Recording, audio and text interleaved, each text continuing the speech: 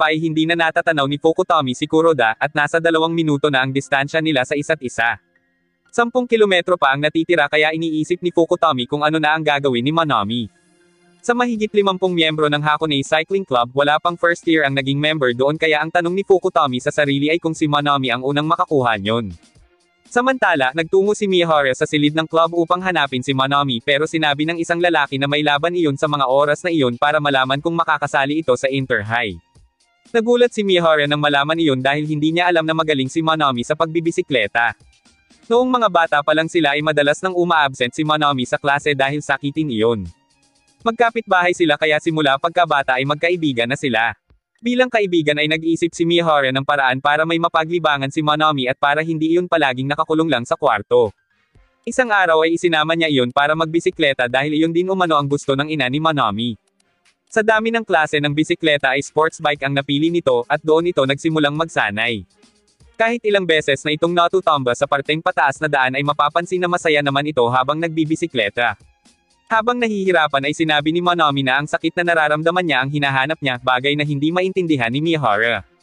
Pagkatapos nilang magbike ay sinabi ni Manami na sa susunod ay sa bundok naman ng Hakone sila magbisikleta, ngunit hindi pumayag si Miyahara dahil natatakot ito na pumunta doon. Iyon ang una at huling beses na magkasama silang magbisikleta ni Manami pero hindi niya maitatanggi na dahil sa bike ay aking malakas at masigla ang kaibigan. Maya-maya pa ay napansin ng mga senior na nagbago si Manami ng bilis pero hindi pa nito magawang lampasan si Kuroda dahil hinaharangan siya nito. Patid ni Manami na mahusay na climber si Kuroda kaya humahanga siya rito pero bigla niyang sinabi na uunahan niya na ito kaya naman nagsimula ng umarangkada si Kuroda. Ngunit nang maramdaman ni Manami ang ihip ng hangin ay nagpalit ito ng gear at saka sinabayan ang galaw ng kalikasan, bagay na ikinagulat ng mga senior. Hindi nagtagal ay nagawa ng malampasan ni Manami si Kuroda kaya siya ang nanalo bilang ika-6 na miyembro ng club. Samantala, nagtungo ang mga first year kasama si Tadakoro sa napakalaking bahay ni Makishima upang manood ng isang video. Ngunit nagtaka ang mga ito kung bakit ipinapanood sa kanila ni Tadakoro ang isang marathon gayong pagbibisikleta naman ang laro nila. Sinabi ni Tadakoro na iyon ay hindi marathon kundi isang road relay. Ang Hakone Road Relay na inirecord niya noong bisperas ng bagong taon nung nakaraang taon lang. Ipinapanood iyon ni Tadakoro sa 3 upang malaman ng mga ito na iyon din mismo ang dadaanan nilang ruta sa Inter-High kaya nais nito na pag-aralan ng 3 ang daan na iyon.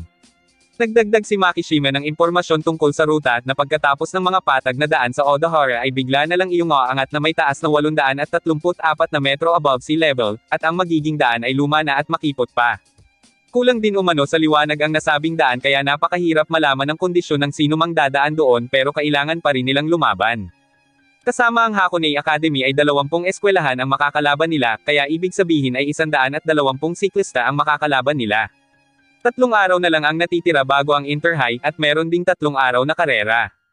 Sinabi rin ni Makishima na kapag ginamit agad nila ang kanilang lakas sa unang araw pa lang ay hindi sila tatagal, kaya kailangan nilang tipirin ang lakas nila para hindi iyon mangyari. Kapag sinayang umano nila ang lakas nila ay bibigay ang mga katawan nila, gaya na lang ng ginawa umano ni Fukutomi sa Hiroshima race. Dagdag pa ni Tadakoro na ganoon din ang nangyari kay Kinjo kaya sa huli ay bumigay din iyon, bagay na ikinagulat ng 3. Ikinwento ni Tadakoro ang nangyari noon. Nasa ikalawang araw na sila noon ng karera sa Hiroshima Inter-High o mas kilala bilang second stage ng laban. Pagkaabot ni Teshima ng tubig at pagkain kay Kinjo ay sinabi nito na 5 minuto nang nauuna si Kinjo sa karamihan. Maya-maya pa ay naabutan na ni Kinjo ang isa sa mga ace ng Hakone Academy na si Fukutomi. Wala na silang nararamdamang kaba dahil 5 minuto na silang nauuna pero hindi niya sigurado kung aabot siya hanggang dulo dahil sa sobrang init ng panahon. Habang magkasunod na pumapadyak ay sinabi sa kanya ni Fukutomi na malapit na nilang marating ang dulo at malamang ay silang dalawa ang maglalaban sa huli. Nakikita umano ni Fukutomi na gusto ni Kinjo na manguna sa stage na iyon at pagkatapos ay gagamitin nito ang lahat ng lakas para ipanalo ang buong karera. Ngunit ang kanyang tanong ay kung natitiyak ba ni Kinjo na kakayanin yun at kung karapat-dapat ba ito sa kinalalagyan nito ngayon.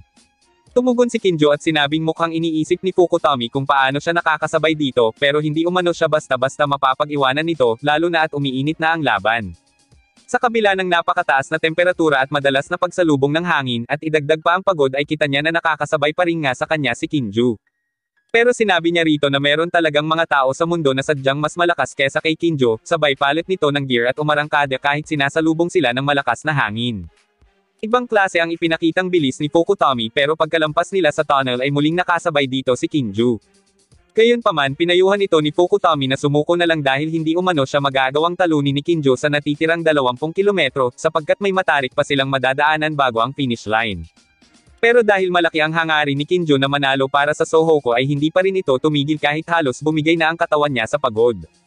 Dahil sa determinasyon para sa team ay nagawa niya ng malampasan si Fukutami kaya bigla yung nakaramdam ng kaba. 4 na kilometro na lang ang natitira at muling nauna si Fukutami sapagkat iniisip nito na hindi siya papayag na maging pangalawa lang siya sa finish line. Ngunit nang matano na niya ang tuktok ng bundok ay bigla ulit siyang naunahan ni Kinjo, bagay na hindi niya inaasahan. Pinilit niyang humabol pero nagkamali siya ng pagpapalit ng gear kaya para hindi maaga sa kanya ang pagkapanalo ay hinila niya ang likod ng jersey ni Kinjo at dahil doon ay sabay silang tumilapon sa kalsada. Agad na humingi ng tawad si Fukutami habang pilit na bumabangon si Kinjo at sinabing hindi siya susuko sa laban lalo na at siya ang ace ng Sohoko. Ngunit huli na ang lahat dahil ang ibang miyembro na ng Hakone Academy ang nakakuha ng una, pangalawa, at pangatlong place sa ikalawang araw ng Inter-High. Nakakuha lang si Kinjo ng pang 69th place, bagay na hindi mapaniwalaan ni Makishima dahil ito ang nauuna sa karera kanina. Inalam ni Tadakoro kung ano ang nangyari pero humingi lang ng tawad si Kinjo at sinabing hihingi rin siya ng tawad sa iba pa nilang miyembro. Tinanong ni Tadakoro kung si Kinjo lang ba ang natamba, at nang sabihin niyo na oo ay napabitaw dito si Tadakoro dahil sa pagkadismaya. Paulit-ulit na humingi ng tawad si Kinjo nang biglang dumating si Fukutami at inamin ang tungkol sa paghatak niya sa jersey ni Kinjo sabay hingi ng tawad sa harap ng Sohoko at ng ibang tao. Dahil doon ay labis na nagalit si Tadakoro kaya sinuntok nito si Fukutami at itinanong kung ganoon ba talaga lumaban ang mga taga-Hakone. Naiyak sa galit si Tadakoro habang sinasabi na ang pagpedal lang ang dapat nitong gawin at mga gulong lang ang dapat na ginagamit sa laban. Isang ace lang umano ang meron sa team nila at hindi sila kasing swerte tulad ng Hakone Academy tapos ganun pa ang ginawa ni Fukutami.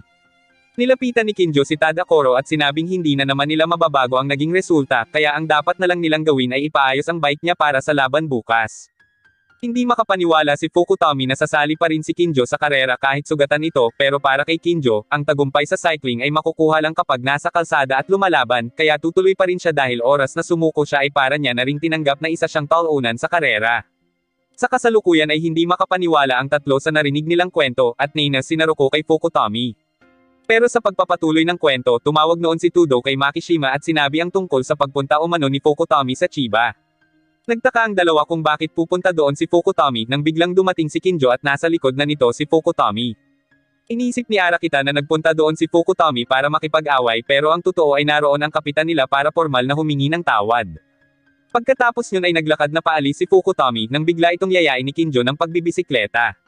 Habang nasa daan ay sinabi ni Fukutami na may hihingin siyang pabor kay Kinjo at iyon ay ang maglaban ulit sila sa karera.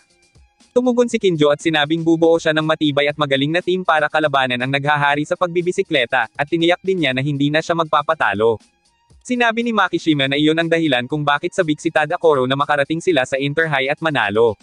Pero sinabi ni Tadakoro na ang dapat nilang tiyakin ay ang ace nila ang unang makarating sa finish line, bagay na siya ring inaasam ni Kinjo ng mga oras na iyon.